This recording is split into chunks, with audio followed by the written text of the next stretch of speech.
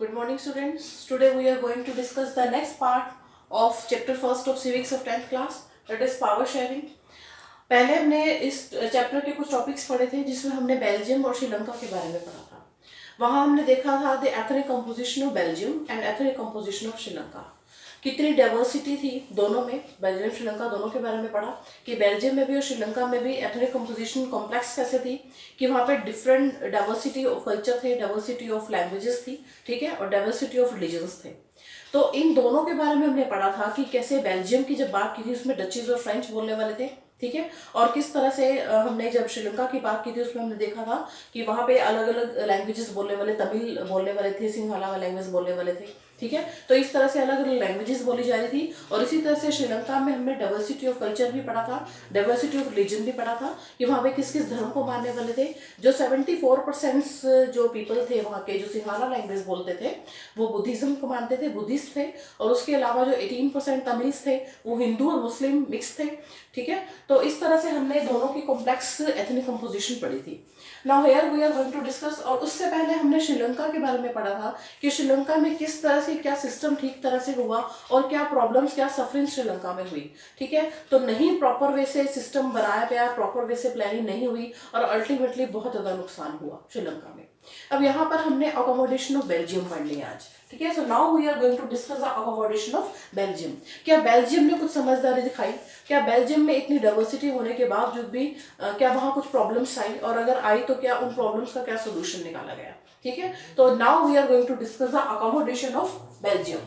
First is leaders in Belgium to different path, recognize diversity, amended constitution 4 times to accommodate diversity।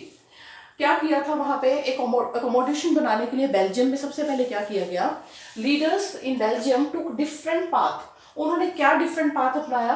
Recognise diversity. सबसे पहले Belgium के जो leaders थे उन्होंने इस चीज को रिकॉग्नाइज किया कि वहां पे कितने टाइप से डाइवर्सिटी है, किस किस टाइप के, किस किस लैंग्वेजेस को बोलने वाले लोग हैं और किस किस धर्म को मानने वाले लोग हैं। पहले उसको अच्छी तरह से रिकॉग्नाइज किया गया एंड देन इन 1970 टू 1993 तक के टाइम पीरियड में, ठीक है। उसके बाद उन्होंने क्या किया, some elements of Belgium model of accommodation. अब देखो उस चीज को रिकॉग्नाइज करने के बाद कि कितने कितने परसेंट कौन कौन से लैंग्वेज बोलने वाले हैं, डचीज कितने परसेंट है, ठीक है, और उसके बाद जो हमारा फ्रेंच बोलने वाले वो कितने परसेंट है, और 1% जर्मन लैंग्वेज बोलने वाले हैं। पहले उस चीज को स्टडी कर लिया, ठीक है। उसके बाद देखिए और एलिमेंट कौन से थे बेल्जियम के अकोमोडेशन के। Constitution prescribed that the number of the French and Dutch speaking ministers should be equal। Constitution में क्या लिखा गया वहां के, तो कॉन्स्टिट्यूशन में क्या प्रिस्क्राइब किया गया, that the number of the French and Dutch speaking people, जितने परसेंट फ्रेंच बोलने वाले थे और जितने डच बोलने वाले थे, ministers should be equal in central government. Central government में जो वहां की सेंट्रल गवर्नमेंट थी उसमें दोनों के, डच बोलने वाले भी और फ्रेंच बोलने वाले भी, दोनों के इक्वल मिनिस्टर्स होंगे, शुड बी इक्वल, ठीक है। ऐसा नहीं है कि अगर हम बेल्जियम की बात करते हैं तो वहां पे जो सेंट्रल गवर्नमेंट में ऐसा नहीं था कि अगर डच बोलने वाले ज्यादा थे, ठीक है, और फ्रेंच कम थे, 40% वो थे फ्रेंच बोलने वाले थे, तो ऐसा नहीं था कि जिनकी मेजोरिटी थी उनके मिनिस्टर्स ज्यादा थे, ठीक है। तो क्या था कि इक्वल उसके अंदर मिनिस्टर्स की संख्या थी।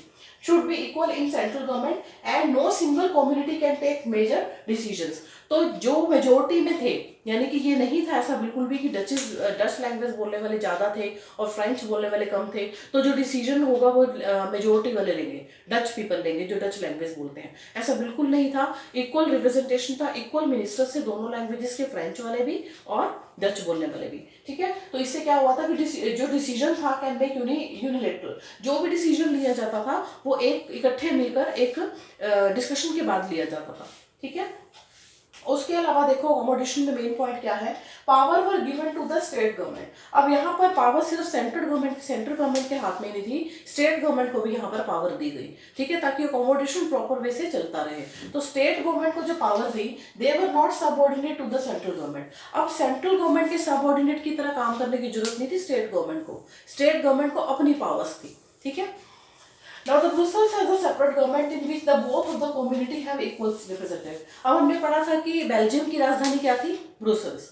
तो ब्रुसेल्स में बिल्कुल अपोजिट था, जैसा हमने कल पढ़ा था कि अगर वहाँ पे जो हमारा बेल्जियम में था, बेल्जियम के अंदर 59% जो 54% डच बोलने वाले थे, 40% वहाँ मेजोरिटी किसकी थी, डचेस बोलने वालों की, डच लैंग्वेज बोलने वालों की, और माइनॉरिटी में कौन थे, फ्रेंच वाले। लेकिन वहीं उसके उल्टा जो उसकी राजधानी थी ब्रुसेल्स, उसमें बिल्कुल अपोजिट था, उसमें फ्रेंच पीपल की जो मेजोरिटी थी लेकिन डचेस की माइनॉरिटी थी। तो ये बड़ा कॉम्बिनेशन था दोनों के अंदर, ठीक है, राजधानी में और बेल्जियम में। तो उसमें क्या हुआ, इसी कॉम्बिनेशन को यूज किया और वो सिस्टम बिल्कुल स्मूथ हो गया। कैसे कि जहां पे जब यहाँ पे स्टेट गवर्नमेंट को भी पावर दे दी गई, तो उन्होंने क्या किया, Brussels has a separate government. जो ब्रुसेल्स थी राजधानी थी, उसमें एक सेपरेट गवर्नमेंट बनाई गई, ठीक है। और वहां पे क्या किया, English both the communities have the equal representation, और वहां पे भी दोनों कम्युनिटी के इक्वल रिप्रेजेंटेटिव कर दिए।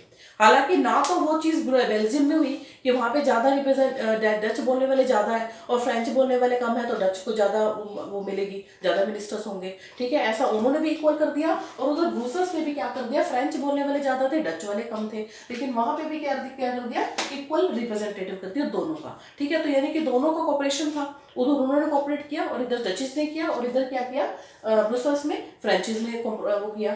तो अब देखो थर्ड गवर्नमेंट, तो इस तरह से दोनों के कॉन्ट्रीब्यूशन से क्या हुआ, सिस्टम बिल्कुल स्मूथ हो गया, ठीक है। अब देखो the third kind of government, उसके अलावा एक थर्ड काइंड ऑफ गवर्नमेंट भी बनी, वो थी हमारी कम्युनिटी गवर्नमेंट। और ये कम्युनिटी गवर्नमेंट किस पर्पस के लिए बनाई गई थी, ये आपने बहुत इंपॉर्टेंट है कम्युनिटी गवर्नमेंट के बारे में, जो थर्ड गवर्नमेंट बनी वहां पे। कम्युनिटी गवर्नमेंट क्या थी, was form this government has power regarding culture, education and language. ये जो थर्ड टाइप की गवर्नमेंट थी, इसको कुछ बहुत ही मतलब कहते हैं सेंसिटिव जो मुद्दे होते हैं हमारे देश के, जिसमें ऐसे कुछ मुद्दे हैं जिनके लिए पब्लिक एकदम से बहुत ज्यादा सेंसिटिव हो जाती है, चाहे उनके रिलीजन को लेके लगा लो, ठीक है, चाहे कल्चर को लेके लगा लो, और चाहे लैंग्वेज को लेके लगाओ। यही कुछ ऐसे मुद्दे होते हैं जिसमें आम पब्लिक बहुत सेंसिटिव हो जाती है, और इसके ऊपर काम बहुत ध्यान से करना चाहिए, ठीक है। तो इसके लिए एक सेपरेट एक वहां पे कम्युनिटी थर्ड गवर्नमेंट बनाई गई, that was called the community government. और इसका मेन पर्पस क्या था, दिस गवर्नमेंट वाज रिगार्डेड, जो कल्चरल लेवल पे कोई डिसीजन लेना हो, या एजुकेशनल लेवल पे कोई डिसीजन लेना है, या फिर लैंग्वेज लेवल पे, तो ये सारे के सारे जो इश्यूज थे रिलेटेड, तीनों इशू थे, ये सारे के सारे इशू कौन देखती थी, community government. Okay, so now Brussels was chosen at the headquarter, और इस गवर्नमेंट का जो हेडक्वार्टर था वो कहाँ पर था, ब्रुसेल्स में, जो राजधानी थी बेल्जियम की, यहाँ पर इसका हेडक्वार्टर बना गया फॉर यूरोपियन यूनियन, ठीक है। तो ये इस तरह से हमने इस पूरे अकोमोडेशन ऑफ बेल्जियम पढ़ा कि बेल्जियम ने जो समझदारी दिखाई, जो अकोमोडेशन हुआ वो बेल्जियम की समझदारी की वजह से हुआ, जहां मेजोरिटी थी माइनॉरिटी थी बेल्जियम में, ठीक है। और उसके अलावा जो कैपिटल थी उसमें क्या था, मेजोरिटी कहाँ थी, और मेजोरिटी फ्रेंचेस की थी, और मिनोरिटी किसकी थी, डच बोलने वालों की। तो दोनों की ही समझदारी की वजह से वहाँ पे सिस्टम अकोमोडेट हुआ और प्रॉपर वे से सारा सिस्टम बना। तो ये बेल्जियम की समझदारी थी, इसको आप समझदारी कह सकते हैं, जिससे वहाँ पे स्थिति काफी हद तक, सिचुएशन थी काफी हद तक सही हो गई। लेकिन श्रीलंका ने समझदारी नहीं दिखाई, जिसके अल्टीमेटली रिजल्ट बहुत कॉन्सिक्वेंसेस जो थे बहुत ही बुरे निकले। This is all about the Belgium and Sri Lanka. I hope you understand. Thank you so much.